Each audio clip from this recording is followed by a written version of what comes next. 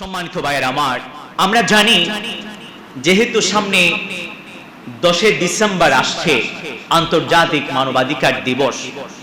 এই দিবসকে উপলক্ষ করে আমাদের দেশে এমনকি পুরো বিশ্বের মাঝে বিভিন্ন সিম্পোজিয়াম, কনফারেন্স, সভা, সেমিনার হয় মানবাধিকারকে সুপ্রতিষ্ঠিত করবার লক্ষ্যে।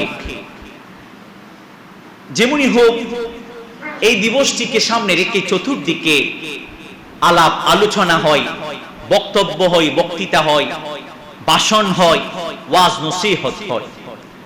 আমরা এই বিশ্ব মানবাধিকার দিবসকে সামনে রেখে ইসলামের এক্ষেত্রে কি দৃষ্টিভঙ্গি সেটিকে স্পষ্ট করতে চাই। সম্মানিত ভাইয়েরা আমার, প্রথমত মনে রাখবো, অধিকার কিংবা হক দুই প্রকার, দুই শ্রেণী। প্রথম প্রকার হলো হুকুকুল্লাহ তথা আল্লাহর হক কিংবা অধিকার। দ্বিতীয় প্রকার হলো হুকুকুল ইবাদ, বান্দার হক কিংবা অধিকার। আল্লাহর হক হলো যেটি প্রথম প্রকার, আইয়াবুদু ওয়ালা ইউশরিকু বিহি শাইআ। মানুষ কেবলমাত্র শুধুমাত্র পূজা অর্চনা ইবাদত বন্দেগী করবে একজন সত্তার, তিনি কে? আল্লাহ। ওয়ালা ইউশরিকু বিহি শাইআ, তার সাথে কাউকে শরীক করবে না। জীবনের সর্বক্ষেত্রে, পয়েন্টে, মুহূর্তে কেবলমাত্র শুধুমাত্র তারই সন্তুষ্টি অর্জনের লক্ষ্যে তার নির্দেশিত আমলগুলো করে যাবে এবং তিনি যে সমস্ত বিষয় থেকে নিবৃত্ত করেছেন, নিষেধাজ্ঞা জারি করেছেন, সেখান থেকে নিজেকে বিরত রাখবে। এটি হলো আল্লাহর হক বান্দার প্রতি। সম্মানিত ভাইয়েরা আমার, যেই দুটি শ্রেণীর কথা বলেছি, হুকুকুল্লাহ কিংবা হুকুকুল ইবাদ, উভয়ের ক্ষেত্রে কিন্তু দ্বিপাক্ষিক সম্বন্ধযুক্ত কিছু বিষয় আছে। প্রথম যে প্রকারটি আছে হুকুকুল্লাহ, আল্লাহর হক, এক্ষেত্রেও সম্বন্ধযুক্ত একটি দ্বিপাক্ষিক বিষয় আছে। যেমন আল্লাহর হক বান্দার প্রতি, বান্দার হক আল্লাহর প্রতি। এটি হলো দ্বিপাক্ষিক একটি অধিকার, দ্বিপাক্ষিক একটি বিষয়। তাহলে বান্দার উপর আল্লাহর হক হচ্ছে বান্দা কেবলমাত্র শুধুমাত্র আল্লাহরই ইবাদত করবে, পূজা অর্চনা করবে, উপাসনা করবে, তার সাথে কাউকে অংশীদার স্থাপন করবে না। এরপরে বান্দার হক আল্লাহর উপর হলো আল্লাহ ইউআযিবাহুম, বান্দা যখন ইযা ফাআলু যালিক, তার ইবাদত পূজা অর্চনা করবে, তার সাথে কাউকে অংশীদার স্থাপন করবে না, তখন বান্দার হক আল্লাহর উপর হলো তাকে শাস্তি না দিয়ে বরঞ্চ চির সফলতার সাথে চিরকালের জন্য জাহান্নাম থেকে মুক্ত করে জান্নাতে প্রবিষ্ট করে দেয়া। সুবহানাল্লাহ। এটি হলো বান্দার হক আল্লাহর উপর। এরপরে হুকুকুল ইবাদ, বান্দার হক কিংবা অধিকার। এক্ষেত্রেও প্রাথমিকভাবে বেশ কিছু সম্বন্ধযুক্ত দ্বিপাক্ষিক বিষয় রয়েছে। যেমন মাতা পিতার হক সন্তানের প্রতি, সন্তানের হক মাতা পিতার প্রতি, রাজার হক প্রজার প্রতি, প্রজার হক রাজার প্রতি, স্বামীর হক স্ত্রীর প্রতি, স্ত্রীর হক স্বামীর প্রতি, এভাবে প্রতিবেশীর হক প্রতিবেশীর প্রতি, আত্মীয় স্বজনের হক আত্মীয় স্বজনের প্রতি, এভাবে রাষ্ট্র প্রধান যিনি আছেন তার প্রতি হক জনগণের, জনগণের প্রতি হক তার উপর। এভাবে দ্বিপাক্ষিক বেশ কিছু সম্বন্ধযুক্ত অধিকার এবং বিষয় রয়েছে। আমরা ওগুলো নিয়ে অন্য যে কোনো দিনে ইনশাআল্লাহ আলোচনা করব, কিন্তু ব্যাপক কথার অধীনে মানুষের যে সমস্ত মৌলিক অধিকারগুলো আছে, ইসলাম মানুষকে যে সমস্ত মৌলিক অধিকারগুলো প্রদান করেছে, সেসব নিয়ে আমরা আজকে আলোচনা করতে চাই।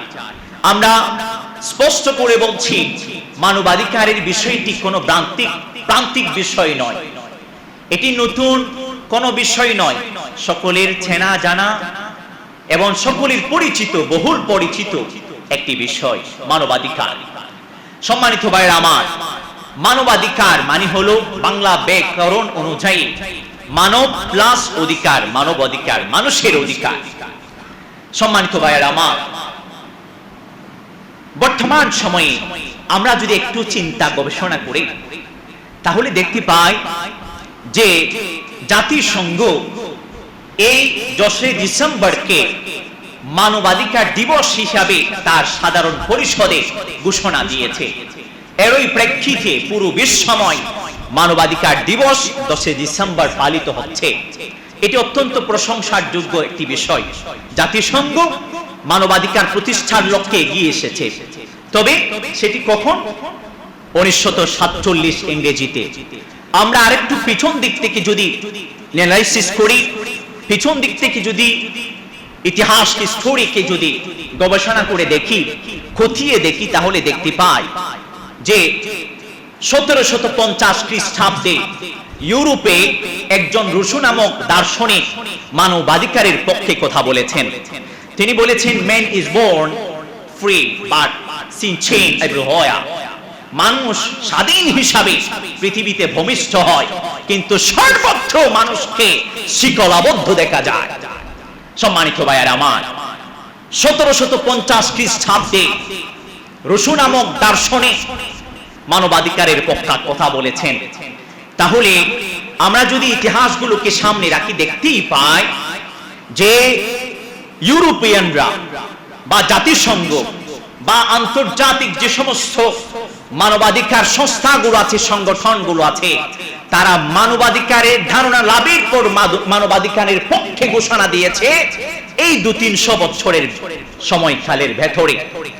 এর প্রাক্কালে বিফোর 1400 ইয়ার্স এগো, 1400 বছর পূর্বে বিশ্বনবী, বিশ্ব মানবতার কান্ডারে রাহমাতুল লিল আলামিন মুহাম্মদুর রাসূলুল্লাহ সাল্লাল্লাহু আলাইহি ওয়াসাল্লাম একেবারে হাতে কলমে বাস্তবে জীবনের মধ্য দিয়ে তিনি মানবাধিকার কাকে বলে তার ধারণা যেভাবে মানুষকে জানিয়েছেন, দিয়েছেন, অনুরূপভাবে তিনি হাতে কলমে তা বাস্তবায়ন করে দেখিয়েছেন।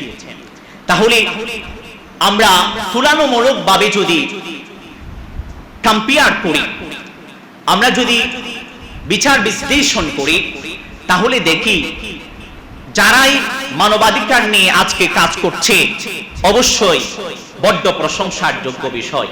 তারা মানবাধিকার নিয়ে কাজ করছে, কিন্তু মানবাধিকার প্রতিষ্ঠার একক কৃতিত্ব তারা একাই অর্জন করতে পারে না। মানবাধিকার প্রতিষ্ঠার একক কৃতিত্ব মুসলমানের, ইসলামিক বিশ্বনবী রাহমাতুল লিল আলামিন। তিনি সর্বপ্রথম পৃথিবীর বুকে মানবাধিকারকে সুপ্রতিষ্ঠিত করেছেন। মানবাধিকারের পক্ষে দৃঢ় কণ্ঠে তিনি ডিক্লারেশন দিয়েছেন, ঘোষণা দিয়েছেন, বক্তব্য এবং ভাষণ প্রদান করেছেন। সম্মানিত ভাইয়েরা আমার, আমরা স্পষ্ট করতে চাই নবী করিম সাল্লাল্লাহু আলাইহি ওয়াসাল্লাম 4টি পদক্ষেপে, 4টি ধাপে মানবাধিকারকে সুপ্রতিষ্ঠিত করেছিলেন। আমরা সংসহ উল্লেখ করছি যাতে করে পৃথিবীর মানুষ জানতে পারে যে আসলে বিশ্বনবী রাহমাতুল লিল আলামিন কখন মানবাধিকারের কথা বলেছেন, মানবাধিকারের পক্ষে ঘোষণা দিয়েছেন, আর বর্তমান যারা মানবাধিকারের কর্মী আছেন, মানবাধিকার ক্ষেত্রে সচেতন যে সমস্ত ব্যক্তিবর্গ আছেন, তারা কখন থেকে এক্ষেত্রে সচেতন হচ্ছেন, সেজন্য আমরা সংসহ উল্লেখ করছি। বিশ্বনবী মুহাম্মদুর রাসূলুল্লাহ সাল্লাল্লাহু আলাইহি ওয়াসাল্লাম 586 খ্রিস্টাব্দে যখন নবী করিম সাল্লাল্লাহু আলাইহি ওয়াসাল্লামের বয়স 16 থেকে 17 মাত্র, কৈশোরের সোনালী প্রভাতে, তারুণ্যের ভরা যৌবনে তিনি মানবাধিকার সুরক্ষার জন্য একটি হিলফুল ফুজুল নামক মানবাধিকার সংস্থা গঠন করেছিলেন। মূলত এটার পেছনে একটি ঘটনাও আছে। আস ইবনে ওয়াইল নামক দাপটশালী মক্কার একজন ব্যক্তি ছিল। বনু জুহরার একজন ব্যক্তি তার কাছে একটি পণ্য বিক্রি করেছিল, কিন্তু তার পাওনা আস ইবনে ওয়াইল পরিশোধ করে না, গড়িমসি করে তার অধিকার আদায় করে না। বিশ্বনবী রাহমাতুল লিল আলামিন মক্কার অন্যান্য ব্যক্তিবর্গকে সঙ্গে নিয়ে আব্দুল্লাহ ইবনে জাদআনের ঘরে উপবিষ্ট হয়ে ওই আস ইবনে ওয়াইলের বিরুদ্ধে প্রতিবাদে সকলে জড়িত হয় এবং সকলে সমুচ্চ স্বরে হুকুক এবং অধিকার সুরক্ষার শপথ গ্রহণ করে, সেটার নাম হলো হিলফুল ফুজুর। এরই মধ্য দিয়ে বিশ্বনবী রাহমাতুল লিল আলামিনের মানবাধিকার সুপ্রতিষ্ঠিত করবার প্রথম পদক্ষেপ সূচিত হয় ইসলামের ইতিহাসে। এটি হলো পৃথিবীর মাঝে সর্বপ্রথম মানবাধিকারের পক্ষে একেবারে সাংগঠনিকভাবে সর্বপ্রথম সংগঠন হিলফুল ফুজুর, যেটি রাসূলুল্লাহ সাল্লাল্লাহু আলাইহি ওয়াসাল্লাম 16 থেকে 17 বছর বয়সে কৈশোরের সোনালী প্রভাতে তারুণ্যের ভরা যৌবনে অগ্রসর হয়েছিলেন এবং এই মানবাধিকার সুপ্রতিষ্ঠিত করবার জন্য সেই বৃহৎ কর্মটিকে হাতে নিয়েছিলেন। সম্মানিত সুধী, এরপরে 623 খ্রিস্টাব্দে বিশ্বনবী রাহমাতুল লিল আলামিন যখন আল্লাহর নির্দেশ ক্রমে মক্কা থেকে মদিনায় গিয়ে হিজরত করে পাড়ি জমিয়েছিলেন, সেখানে যাবার পর তিনি একটি মদিনা সনদ নামে লিখিত আকারে একটি সংবিধান প্রণয়ন করেছিলেন, যেখানে 47টি অনুচ্ছেদ ছিল, যার মধ্যে 23টি হলো মুসলমানদের পক্ষে আর বাকি 24টি ছিল অমুসলমানদের পক্ষে, অমুসলিমদের পক্ষে। ইসলাম কেবল মুসলমানদের অধিকারের কথাই বলে না, সেই সাথে অমুসলিমদের কথাও বলে। ইসলাম কেবল মুসলমানদের অধিকারকে সুনিশ্চিত করেছে এমনটা নয়, সেই সাথে অমুসলিম যারা আছে তাদের অধিকারকেও সুনিশ্চিত করেছে।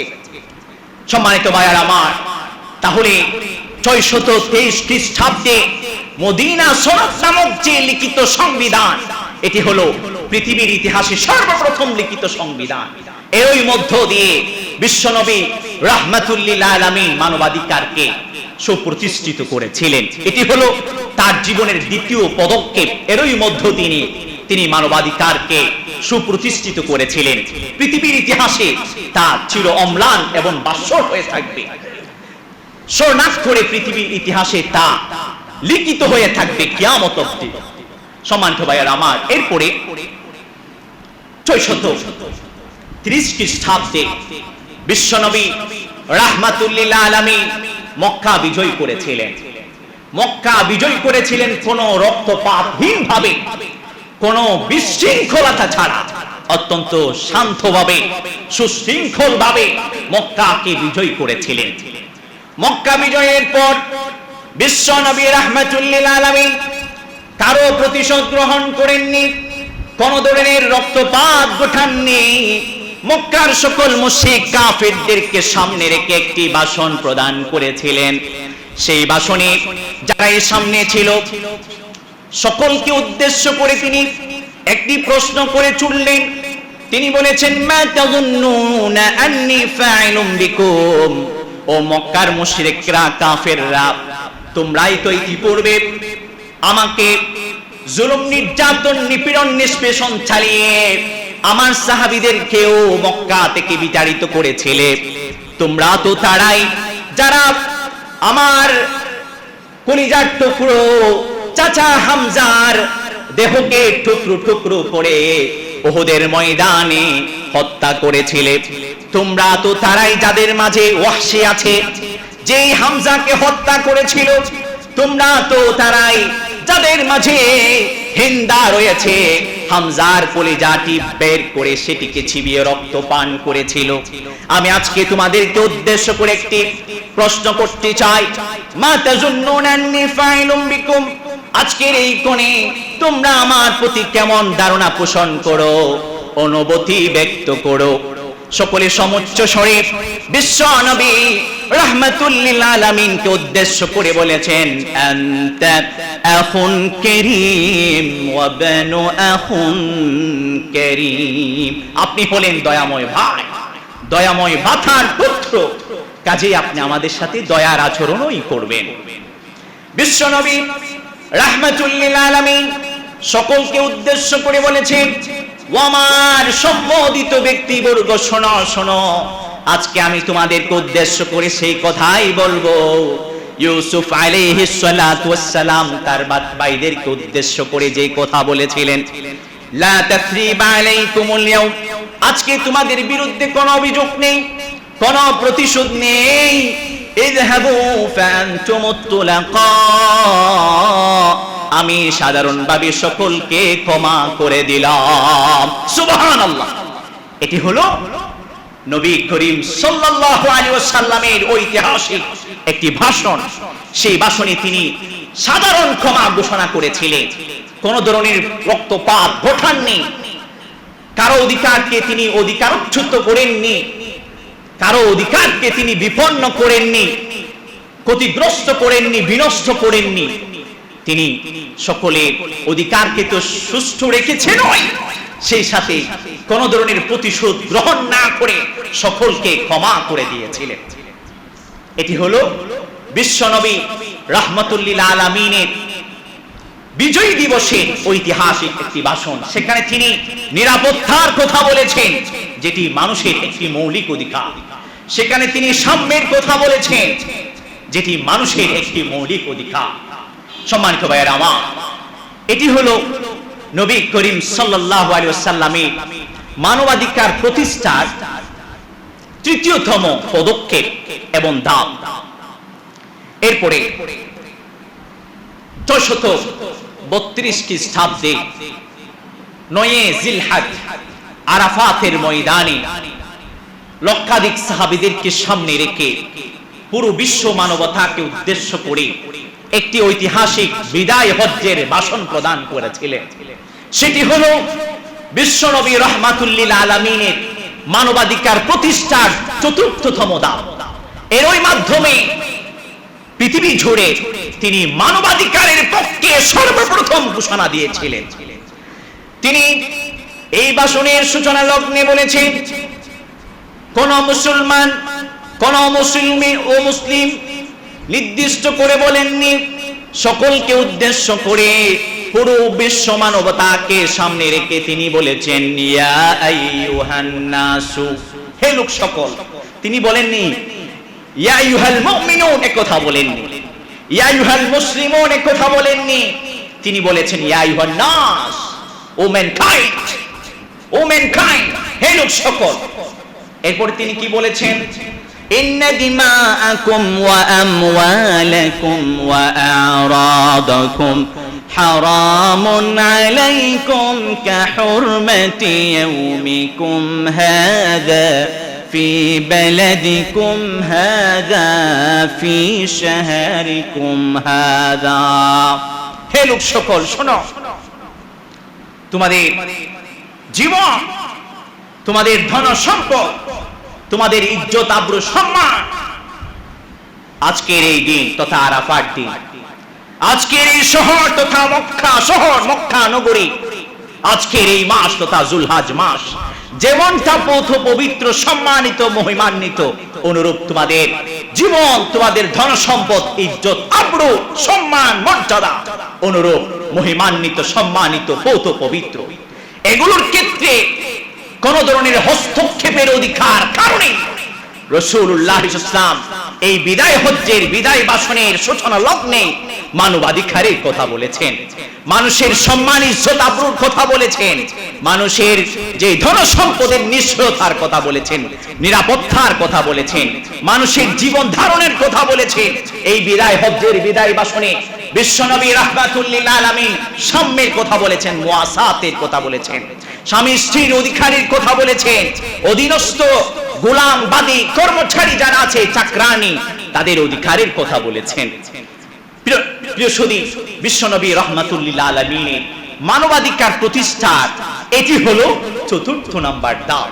এই চারটি ধাপের মাধ্যমে, পদক্ষেপের মাধ্যমে বিশ্বনবী রাহমাতুল লিল আলামিন পুরো বিশ্ব মানবাধিকারকে সুপ্রতিষ্ঠিত করেছিলেন।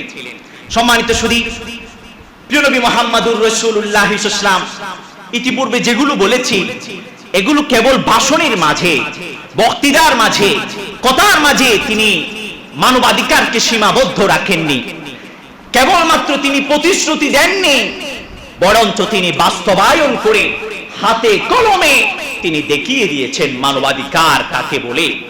সম্মানিত সুধী, মনে রাখবো, নবী করিম সাল্লাল্লাহু আলাইহি ওয়াসাল্লাম মানুষের যে সমস্ত দ্বিপাক্ষিক সম্বন্ধযুক্ত অধিকার আছে সেগুলোর কথাও বলেছেন, আবার মৌলিক অধিকার যেগুলো আছে সেগুলোর কথাও বলেছেন। সম্মানিত শুধু মানুষের মৌলিক যে সমস্ত অধিকারগুলো আছে এগুলো তথাকথিত বর্তমান যে সমস্ত পণ্ডিত মুশাইরা আছে, বুদ্ধিজীবীরা আছে, তারা পর্যন্ত এখনো আইডেন্টিফাই করতে পারেনি, শনাক্ত করতে পারেনি। তাদের মাঝে সমূহ বিরোধ আছে মৌলিক অধিকারগুলো কি কি। সম্মানিত শুধু ইসলাম কেবল মৌলিক অধিকারগুলো সুনিশ্চিত করেছে এমন নয়, অমৌলিক ছোটখাটো যে সমস্ত মানুষের অধিকারগুলো আছে সেগুলো হাতে কলমে সুনিশ্চিত করেছেন। সম্মানিত শুধু ইসলাম একজন ব্যক্তি এখনো মাতৃ জঠরে মায়ের গর্ভে, কিন্তু তার বয়স 4 মাস অতিক্রান্ত হয়েছে, 120 দিন অতিক্রান্ত হয়েছে, তখন তো তার একটা মানবিক স্ট্রাকচার এবং গঠন চলে আসে।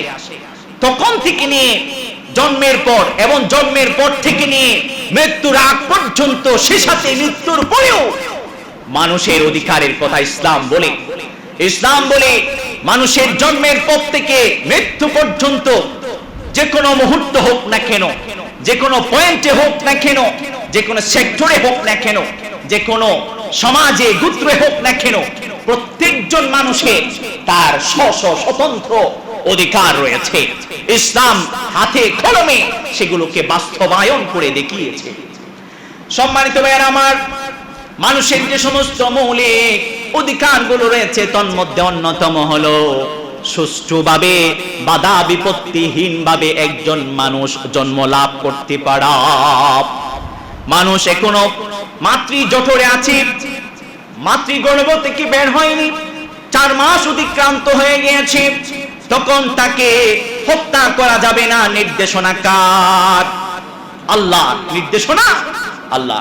ওয়ালা তাকতুলু আওলাদাকুম খাশিয়াতা ইমলাক নাহনু নারযুকুহুম ওয়া ইয়্যাকুম ইন্না কাতলাহুম কানা খিতাআন কাবীরা।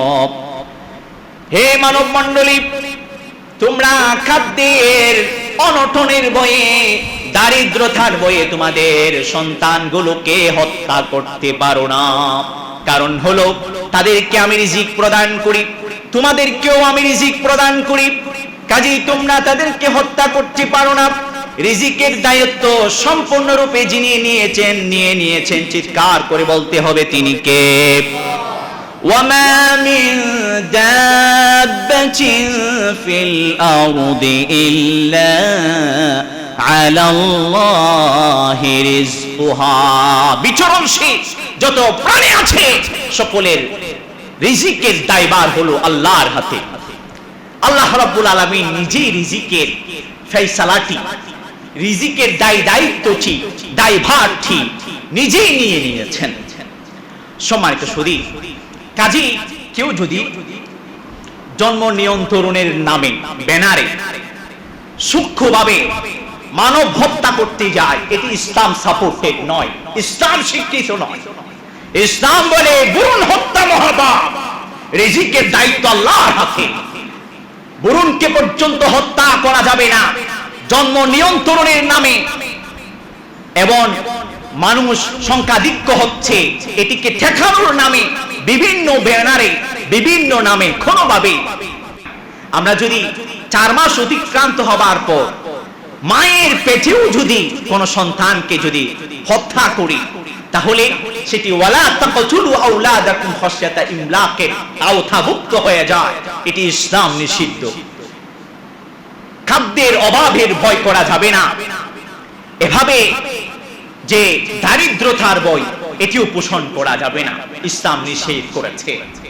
সময় তো শুধু তাহলে পূর্ণরূপে একজন ব্যক্তি এখনো পৃথিবীতে আসেনি, মাতৃগর্ভে, তখন থেকে ইসলাম তার অধিকারকে সুনিশ্চিত করেছে। এটি হলো ইসলামের সফলতা। এরপরে দ্বিতীয় নাম্বার যে অধিকার, একজন মানুষ জন্ম লাভ করেছে, জন্ম লাভের পর তার বেঁচে থাকার অধিকার, জীবন ধারণের অধিকার, তার জীবনের অধিকার, এটি হলো তার মৌলিক অধিকার। তৎকালীন এজ অফ ইগনোরেন্সে একজন নারী জন্মলাভ করলে তাকে জীবন্ত পুঁতে ফেলা হতো। ইসলাম এসে নারীর জীবনে বেঁচে থাকার সেই অধিকারকে হাতে কলমে সুনিশ্চিত করেছে, নারীর অধিকারকে নারীর হাতে সঁপে দিয়েছে। সম্মানিত ভাইয়েরা আমার, কুরআন কারীমের মাঝে খুব সুস্পষ্ট রূপে উল্লেখ করা হয়েছে তৎকালীন মানুষের অনুভূতি সম্পর্কে। وَإِذَا بُشِّرَ أَحَدُهُمْ بِالْأُنثَى ظَلَّ وَجْهُهُ مُسْوَدًّا وَهُوَ كَظِيمٌ। তৎকালীন বাবার কাছে যখন সুসংবাদ আসতো তোমার একটি কন্যা সন্তান হয়েছে, মুহূর্তের মাঝে তার চেহারাটা কালো হয়ে যেত, মলিন হয়ে যেত। সে চিন্তা করত ইয়াতাওয়ারা মিনাল কওমি মিন সুই মা বুশিরা বি আয়ুমসিকুহু আলা হুনিন নাম ইয়াদুসুহু ফিত তুরাবি আলা সাআ মা ইয়াহকুমুন। সে চিন্তা করত এই যে লাঞ্ছনা আল্লাহর পক্ষ থেকে হোক বা যার পক্ষ থেকে হোক না কেন, আমাকে একটি যে কন্যা সন্তান দান করা হয়েছে, এটি তো আমার জন্য সামাজিক বড় বড় একটা অপমান, লাঞ্ছনা। এটি তো আমি বরদাস্ত করতে পারি না। আমি কি এই লাঞ্ছনার উপর টিকে থাকবো, নাকি তাকে আমি জীবন্ত পুঁতে ফেলবো? এই নিয়ে তারা চিন্তায় নিমগ্ন হয়ে যেত। ইসলাম এসে নারীর অধিকারকে সমুন্নত করেছে, সুসমুন্নত করেছে, নারীর অধিকারকে সুনিশ্চিত করেছে। সম্মানিত ভাইয়েরা আমার, ইসলাম এসে বলেছে ওয়াইদাল মাউদাতু সুইলাত বিআইয়ি যামবিন কুতিলাত। যেই নারী কন্যা সন্তান জন্ম লাভ করেছে তাকে যদি পুঁতে ফেলা হয় জীবন্ত, কিয়ামতের দিবসে বাবাকে প্রশ্ন করা হবে কোন অপরাধে তুমি তোমার কন্যা সন্তানকে জীবন্ত পুঁতে ফেলেছিলে। প্রথমত কন্যা সন্তানকে উদ্দেশ্য করে বলবে, হে নারী, তোমার কি অপরাধ ছিল? তোমাকে যে তোমার পিতা জীবন্ত পুঁতে ফেলেছিল, বিআইয়ি যামবিন কুতিলাত, তোমার কি অপরাধ ছিল? বস্তুত অর্থে তার পক্ষ থেকে উত্তর নেওয়া আল্লাহ রাব্বুল আলামিনের উদ্দেশ্য নয়, বাবাকে আতঙ্কিত করা, মানসিকভাবে চাপ প্রয়োগ করা উদ্দেশ্য। সম্মানিত ভাইয়েরা আমার, ইসলাম এসে নারীকে কন্যা বা যে সমস্ত নারী সম্প্রদায় আছে তাদেরকে মায়ের আসনে আসীন করেছে। ইসলাম এসে নারীকে বোনের আসনে আসীন করেছে। ইসলাম এসে নারীকে স্ত্রীর আসনে আসীন করেছে। সম্মানিত ভাইয়েরা আমার, আবার ইসলাম এসে নারীকে কন্যার আসনে আসীন করেছে। সম্মানিত ভাইয়েরা আমার, আল্লাহর রাসূল একজন সাহাবী প্রিয় নবী মুহাম্মদুর রাসূলুল্লাহ সাল্লাল্লাহু আলাইহি ওয়াসাল্লামের কাছে আসলো। আসার পর জিজ্ঞাসা করলো, মান হাক্কুন নাস বিহুসনি সুহবতি ইয়া রাসূলুল্লাহ, আমার সর্বোচ্চ সুন্দর আচরণ পাবার যোগ্য কে? ওগো আল্লাহর রাসূল। রাসূলুল্লাহ সাল্লাল্লাহু আলাইহি ওয়াসাল্লাম তার প্রশ্নের উত্তরে বলেছেন, উম্মুকা, তোমার মা।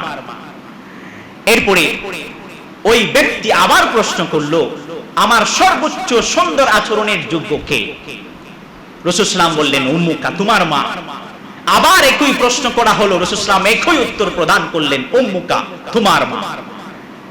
নারীকে মায়ের আসনে ইসলাম আসীন করেছে। একজন সাহাবী রাসূলুল্লাহর দরবারে এসে বলল, ওগো আল্লাহর রাসূল, আমি জিহাদে যেতে চাই। রাসূল সাল্লাল্লাহু তাকে পাল্টা প্রশ্ন করলেন, আ উম্মুকা হাইয়া, তোমার মা কি জীবিত আছেন? তিনি বললেন, নাম ইয়া রাসূলুল্লাহ, আমার মা জীবিত আছেন। রাসূল সাল্লাল্লাহু বললেন, ফাফিহা ফাজাহি, যুদ্ধের ময়দানে যুদ্ধ করে তোমার সওয়াব কুড়ানোর দরকার নেই। তুমি তোমার ঘরে যে মা আছে তার খেদমত করো, তার সেবা শুশ্রূষা করো। যুদ্ধে গেলে তুমি যে সওয়াব কুড়াবে, যে সওয়াব অর্জন করতে পারবে, একই সওয়াব তুমি ঘরে তোমার মার খেদমতের মাধ্যমে অর্জন করতে পারবে। সুবহানাল্লাহ। এই নারীকে মায়ের আসনে আসীন করেছেন, কন্যার আসনে আসীন করেছেন। রাসূল সাল্লাল্লাহু আলাইহি বললেন, যার 3টি কন্যা সন্তান আছে, ইসলামের সুশিক্ষা সুশিক্ষিত করা হলো, ইসলামের সুশিক্ষায় তাদেরকে সুশিক্ষিত করা হলো। এবং যথাসময়ে সুপাত্রে পাত্রস্থ করা হলো। রাসূল সাল্লাল্লাহু আলাইহি ওয়াসাল্লাম বললেন, ওই বাবা যদি জাহান্নামের উপযোগী হয়ে যায়, জাহান্নাম যদি তার ভাগ্যে ফয়সালা হয়ে যায়, তখন ওই তিনটি নারী ওই বাবার জন্য জাহান্নাম থেকে বাঁচানোর জন্য বাদার বিন্দাচল হিসাবে দাঁড়িয়ে যাবে। সুবহানাল্লাহ। এই নারীকে কন্যার আসনে আসীন করেছে ইসলাম, এতটা মর্যাদা দিয়েছে। আবার এই কন্যা সন্তান নারী সম্প্রদায়কে ইসলাম স্ত্রীর আসনে আসীন করেছেন। পুরুষের জন্য 10টি হক রয়েছে, অনুরূপভাবে আবার স্ত্রীর জন্য 10টি হক রয়েছে, স্বামীর জন্য 10টি হক রয়েছে, অনুরূপভাবে স্ত্রীর জন্য 10টি হক রয়েছে, সমান সমান। ওয়ালাহুন্না মিসলুল্লাযী আলাইহিন্না বিল মা'রুফ, তারা পুরুষরা যেরূপ নারীরাও অনুরূপ অধিকারের ক্ষেত্রে, তবে দায়িত্বের ক্ষেত্রে ভিন্নতা আছে। যাই হোক, ইসলাম এসে নারীকে মায়ের আসনে আসীন করেছে, কন্যার আসনে আসীন করেছে, বোনের আসনে আসীন করেছে। ইসলাম এসে নারীকে স্ত্রীর আসনে আসীন করেছে। তাহলে ইসলামের যে সমস্ত প্রদত্ত মানবাধিকারগুলো আছে, সেখান থেকে বিশেষ একটি দ্বিতীয় নম্বরের অধিকার হলো বেঁচে থাকার অধিকার। ইসলাম এটি চির সফলতার সাথে সুনিশ্চিত করেছে। আরেকটি অধিকার হলো ধর্মীয় অধিকার। ইসলাম বলে না তুমি অমুসলমান, তোমাকে বাধ্যতামূলকভাবে ইসলামে দীক্ষিত হতে হবে। ইসলাম এ কথা বলে না, লা ইকরাহা ফিদ্দীন। আল্লাহ রাব্বুল আলামিন বলেছেন ইসলামে, ইসলাম গ্রহণের ক্ষেত্রে কোন ধরনের বাধ্যবাধকতা নেই। ইসলাম এই ধর্মীয় স্বাধীনতা এবং অধিকার প্রদান করেছে। তার মানে এই নয় যে সকল ধর্মই আল্লাহর কাছে স্বীকৃত, বরঞ্চ আল্লাহ রাব্বুল আলামিন স্পষ্ট আকারে বলে দিয়েছেন, ওয়া মান ইয়াবতাগি গায়রাল ইসলামি দীনান ফালান ইউকবালা মিনহু ওয়া হুয়া ফিল আখিরাতি মিনাল খাসিরিন। ইসলাম ছাড়া আল্লাহর কাছে অন্য কোন ধর্ম গ্রহণযোগ্য নয়। এখানে যে অধিকার দেওয়া হয়েছে বেছে নেওয়ার ক্ষেত্রে, বা যে স্বাধীনতা দেওয়া হয়েছে ধর্ম গ্রহণের ক্ষেত্রে, এই স্বাধীনতা কিন্তু সকল ধর্ম আল্লাহর কাছে স্বীকৃত হওয়ার প্রমাণ নয়। সম্মানিত ভাইরা আমার, যাই হোক, আল্লাহ রাব্বুল আলামিন স্পষ্ট রূপে বলে দিয়েছেন, ইন্নাদ দীনা ইনদাল্লাহিল ইসলাম। আল্লাহর কাছে মনোনীত ধর্ম, জীবন ব্যবস্থা একমাত্র ইসলাম। সম্মানিত সুধী, যাই হোক, ইসলাম এসে ধর্মীয় স্বাধীনতা এবং ধর্মীয় অধিকার সুনিশ্চিত করেছে। এরপরে মত প্রকাশের অধিকার দিয়েছে। মত প্রকাশ, ওয়া আমরুহুম শুরা বাইনাহুম ওয়া মিম্মা রাযাকনাহুম ইউনফিকুন। একটি যে সমাজ চলবে, রাষ্ট্র চলবে, পরামর্শ ভিত্তিক চলতে হবে। ইসলাম বলে সকলে সমান তালে নিজের মনে যেটি আছে সেটি ব্যক্ত করতে পারবে, যেটা মনে আছে সেটি এক্সপ্রেস করতে পারবে, সে অধিকার ইসলাম দিয়েছে। সম্মানিত সুধী, একইভাবে ইসলাম এসে রাজনৈতিক অধিকার দিয়েছে। রাজনীতি এটি রাসূলুল্লাহ সাল্লাল্লাহু আলাইহি ওয়াসাল্লামের একটি বিশেষ সুন্নাত। মাদানী জীবন পুরো 10 বছর জীবন জুড়ে রাসূলুল্লাহ সাল্লাল্লাহু আলাইহি ওয়াসাল্লাম একটি রাজনীতির রূপরেখা কেমন হবে, রাজনীতি কিভাবে করবে, সেই শিক্ষা আমার নবী, আপনার নবী, বিশ্ব নবী রাহমাতুল লিল আলামিন রেখে গিয়েছিলেন। সম্মানিত সুধী, সেজন্য বৈধ পন্থায়, সঠিক নিয়মে, ইসলাম নির্দেশিত পন্থায় আমাদেরকেও রাজনীতি করতে হবে। যদি কোনো আগাছা থাকে, সেই আগাছা পরিষ্কার করে হলেও রাজনীতি করতে হবে। এটি রাসূল সাল্লাল্লাহু আলাইহি ওয়াসাল্লামের একটি আদর্শ এবং সুন্নাত।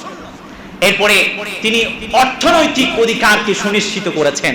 অর্থনৈতিক অধিকার, ইসলাম পৃথিবীতে আবির্ভূত হওয়ার প্রাক্কালে কোন গোলাম, কোন কর্মচারী বা কোন নারী কোন অর্থনৈতিক কর্মকাণ্ডে লিপ্ত হয়ে যদি কোনো টাকা উপার্জন করত, সেগুলো তার অধিকৃত হতো না, তার প্রাপ্যাংশ হতো না, তার প্রাপ্য হতো না। ইসলাম এসে বলেছে, লিররিজালি নাসীবুম মিম্মা ইকতাসাবু ওয়া লিন-নিসাই নাসীবুম মিম্মা ইকতাসাব। পুরুষ যা উপার্জন করবে তা তার প্রাপ্য, নারী যা উপার্জন করবে তা তার প্রাপ্য। অর্থনৈতিক অধিকারকে ইসলাম এসে সুনিশ্চিত করেছে। অবশ্যই অর্থনীতির ক্ষেত্রে কিছু জায়েজ নাজায়েজ, হারাম হালাল আছে।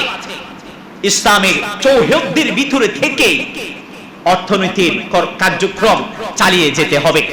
ইসলাম এই অর্থনীতির অধিকারকে সুনিশ্চিত করেছে, সামাজিক অধিকারকে সুনিশ্চিত করেছে।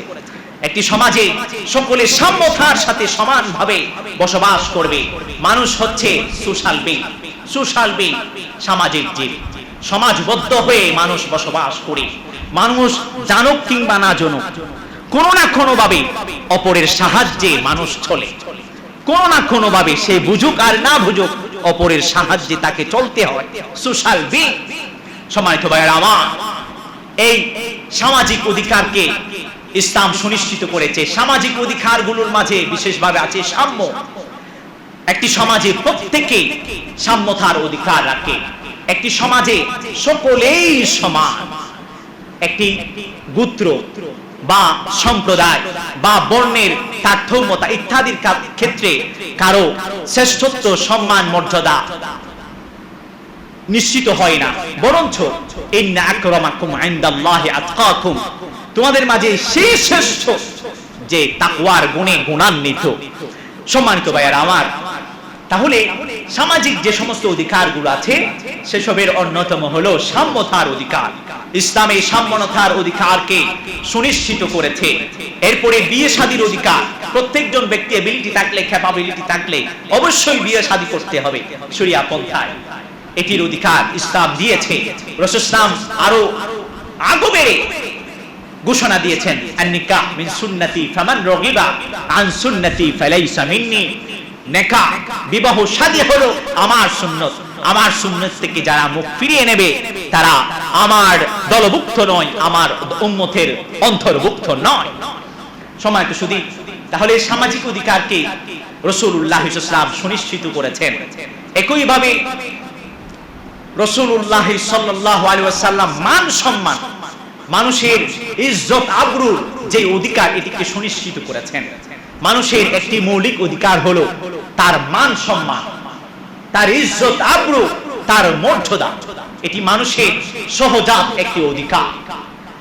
ইসলাম কি বলে শুনুন, ইয়া আইয়ুহাল্লাযীনা আমানু ইজতানিবু কাসীরাম মিনায-যন্নি ইন্না বা'দায-যন্নি ইসমুন ওয়া লা তাজাসসাসু ওয়া লা ইয়াগতাব বা'দুকুম বা'দা। আল্লাহ রাব্বুল আলামিন বলেছেন, তোমরা অধিক হারে কুধারণা পোষণ করা থেকে বিরত থেকো। কুধারণা পোষণের ক্ষেত্রে নিজেদেরকে উৎসাহিত করবে।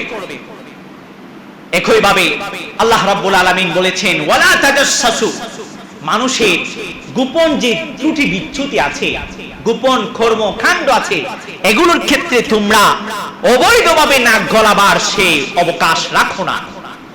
অবৈধভাবে মানুষের যে প্রাইভেসি আছে সেখানে নাক গলাতে পারো না। মানুষের গোপন ত্রুটি বিচ্যুতিকে তোমরা খতিয়ে অনুসন্ধান করতে পারো না। ওয়ালা তাজাসসাসু, মানুষের প্রাইভেসির অধিকার ইসলাম সুনিশ্চিত করেছে। সম্মানিত ভাইয়েরা আমার, ওমর ফারুক রাদিয়াল্লাহু তাআলা আনহুর যুগের কথা, তখনও মদ হালাল ছিল না, মদ হারাম হয়ে গিয়েছিল।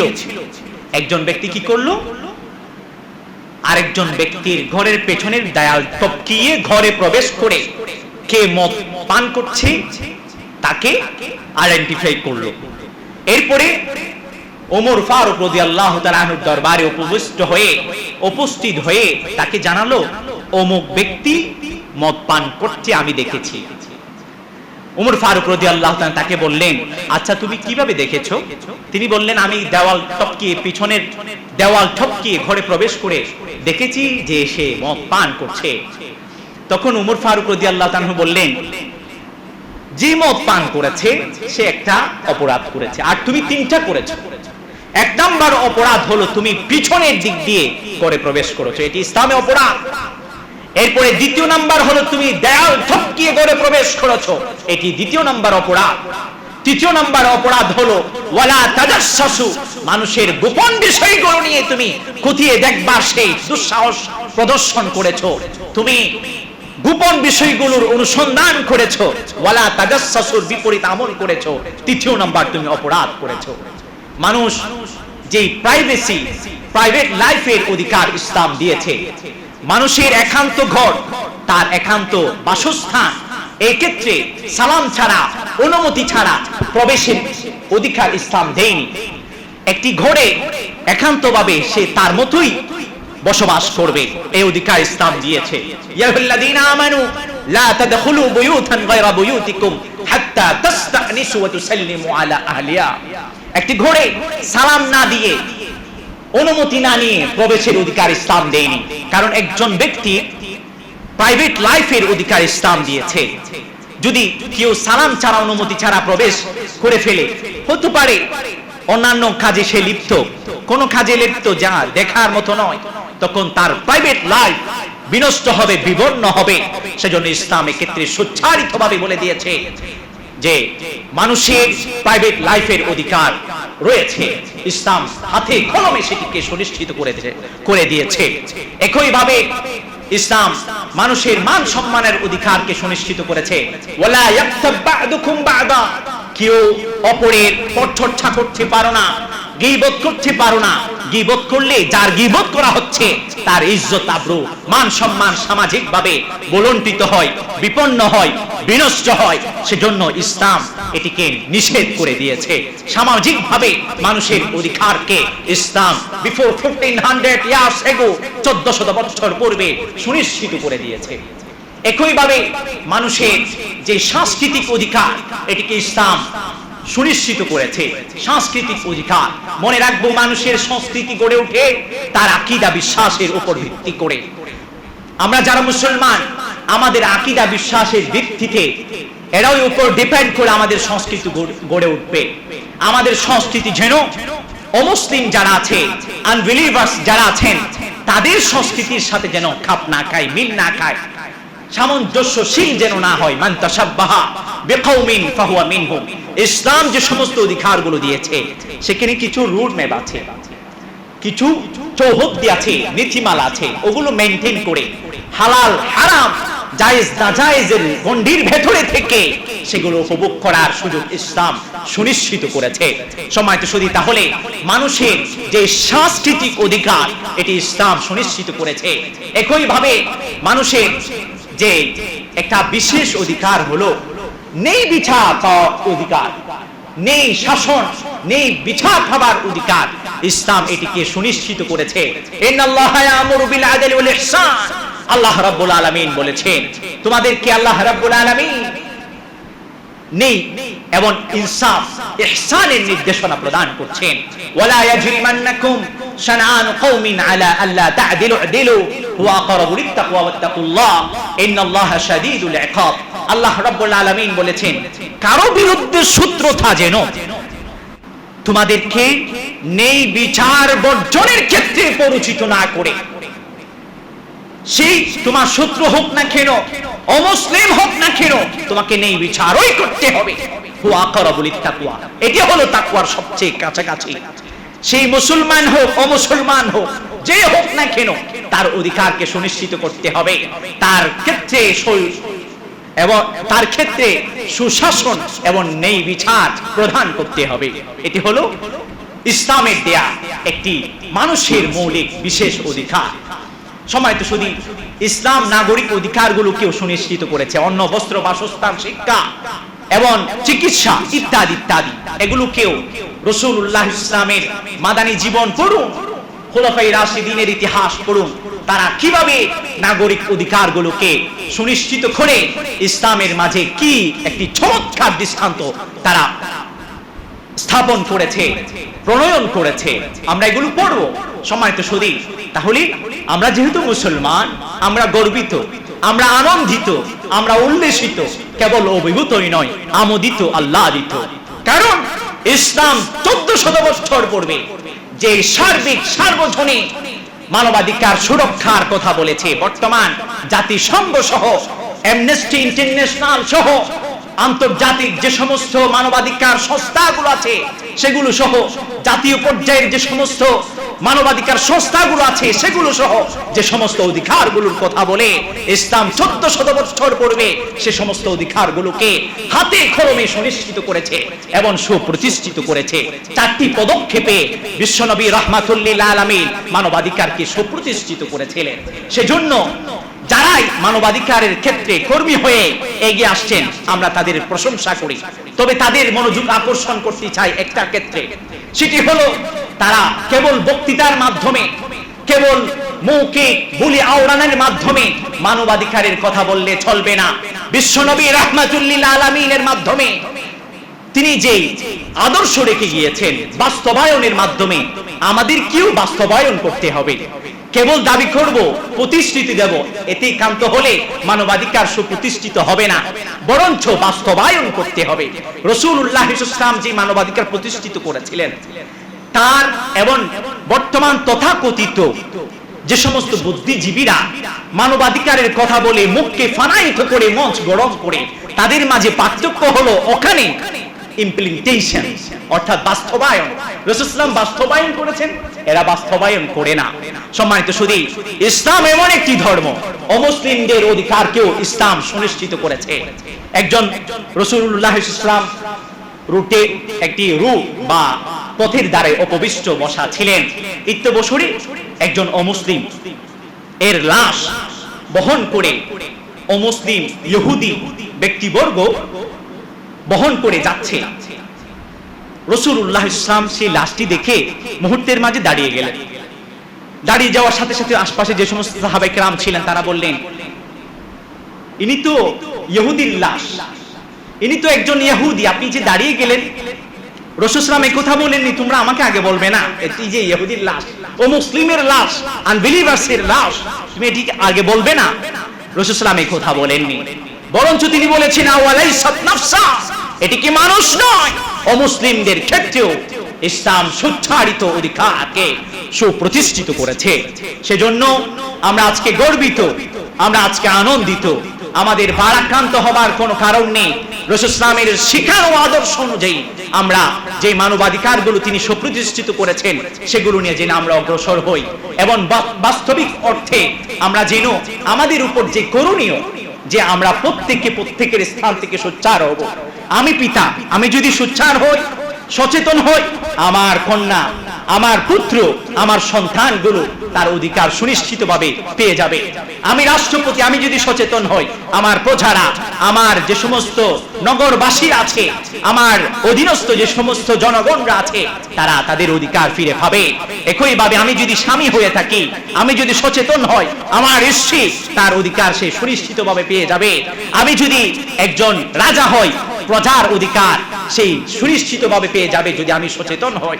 এক্ষেত্রে আমি যদি ভাই হই, আমি যদি সচেতন হই, আমি যদি সোচ্চার হই, আমার অন্যান্য ভাইদের অধিকার বলণ্ঠিত হবে না, বিপন্ন হবে না, তাদের অধিকার তারা সুনিশ্চিতভাবে পেয়ে যাবে। সেজন্য সকলকে উদাত্ত আহ্বান করব, ইসলামের নীতিমালাকে সামনে রেখে আমরা যেন প্রত্যেকেই সোচ্চার হই। ইসলামের দায়িত্ববোধ যেটি আছে সেটি যেন অন্তরে লালন করে পালন করে আমরা প্রত্যেকের স্থান থেকে সোচ্চার হই। এতে করে প্রত্যেকের অধিকার সুস্পষ্ট রূপে সম্পূর্ণ রূপে পেয়ে যাবে। আল্লাহ আমাদের সঠিক বোঝার আমল করার তৌফিক দান করুন। সকলে বলুন আমিন। ওয়া আখিরু দাওয়ানা আলহামদুলিল্লাহি রাব্বিল আলামিন।